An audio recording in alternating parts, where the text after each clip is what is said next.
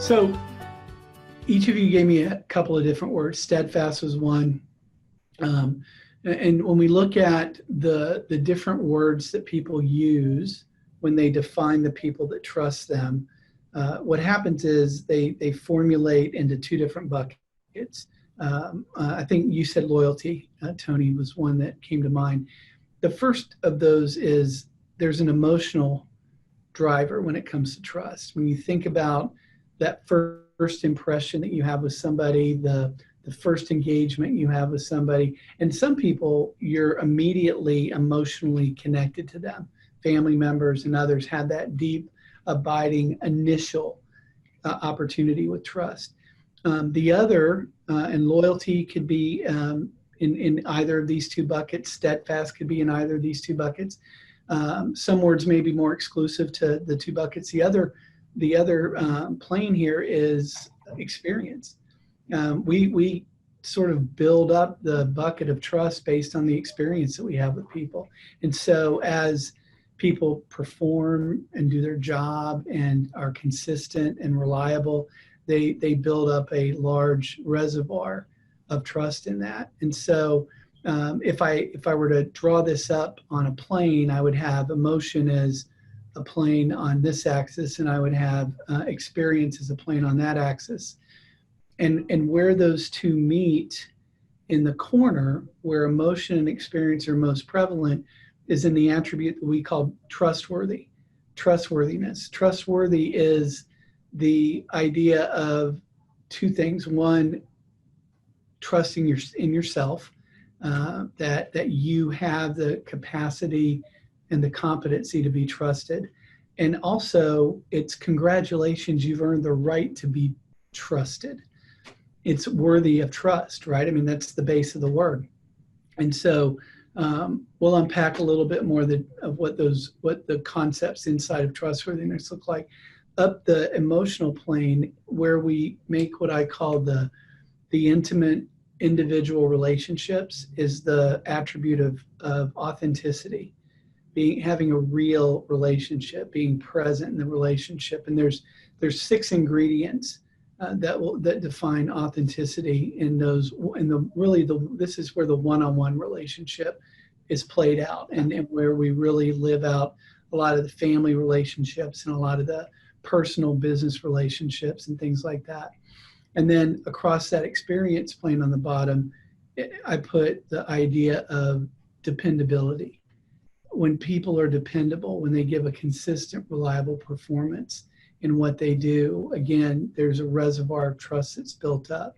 And so as we begin to unpack these attributes, it becomes clearly apparent to us that it's not an either or. You're not either emotionally trusted or experientially trusted, although I would say there are relationships that may be mutually exclusive to those. I may hire somebody on a regular basis to do a job for me over and over again, but I may not tell them any of the secrets or challenges that I have in my life. And I may not hire the person that I tell all my challenges to, and that's because I know them way too well. And so there may be those, but what we want to strive for is that connectivity between trustworthiness, authenticity, and dependability. Now, there's an outlier in our model, the trust transformation, and it sits out here, right? So if trustworthiness is at the core, authenticity is up the emotional plane, and dependability is along the experiential plane. Influence is at the outlier. And really what influence is, and where it's different than the other three, is it becomes the outcome of having high levels of trust in your relationship. And it's also the stewardship aspect of trust. So once you've earned it, once you've grown it, once you've cultivated it, once you've spent time investing in it, what do you do with it? And so, and stewardship implies two things. It implies that you're going to guard it and take good care of it. So who are you going to bring in to your circle that you are going to open up other relationships to? And what is that going to look like? And what is that going to feel like? And how is that going to impact you? And so are you holding them accountable to these attributes that we just talked about? And influence is also the decision you make about what you do with that trust. Are you a person who is going to activate and use that influence to make a difference in the world around you? And that's part of that transformational idea of trust, is it really activates when you get to that level of influence.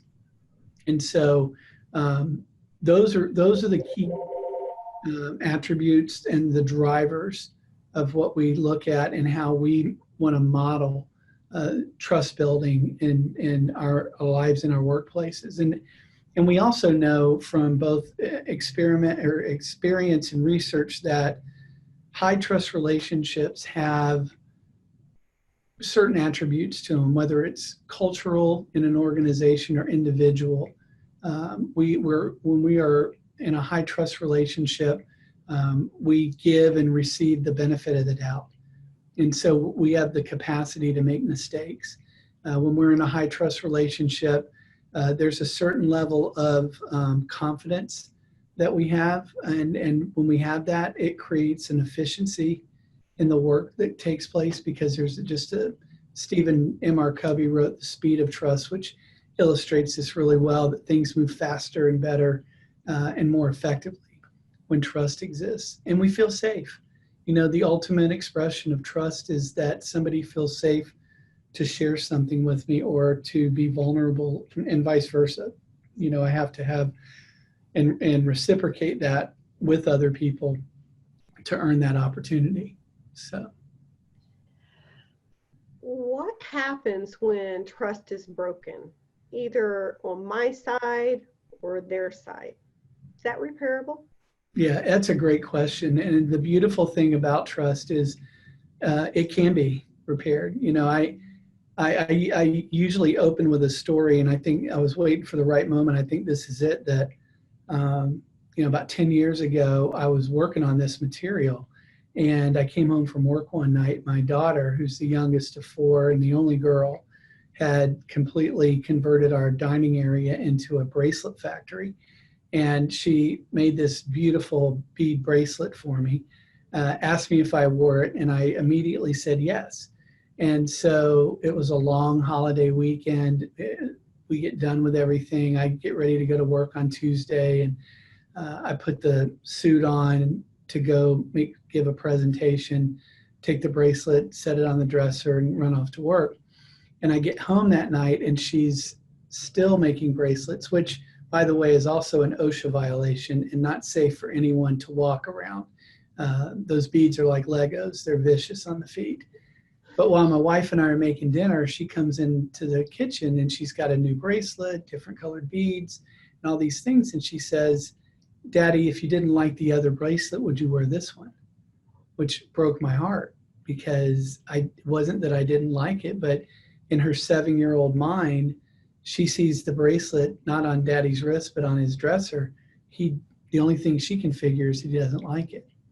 And so I put it back on. I actually wear it every day. So there it is. And I do it for two reasons. And to your question, it's because every little thing, it reminds me, first of all, I told her I would. But then secondly, it reminds me that every little thing I say or do is either contributing to or taking away from the trust that other people have in me. And so when you think about reconciliation, you know, how do you make your apology? How do you engage somebody? If you have a high authentic relationship with somebody and you're present in that relationship, and you have great clarity in that relationship and what's happening there, it's easier to come back and say, "I'm sorry," and they'll know you mean it.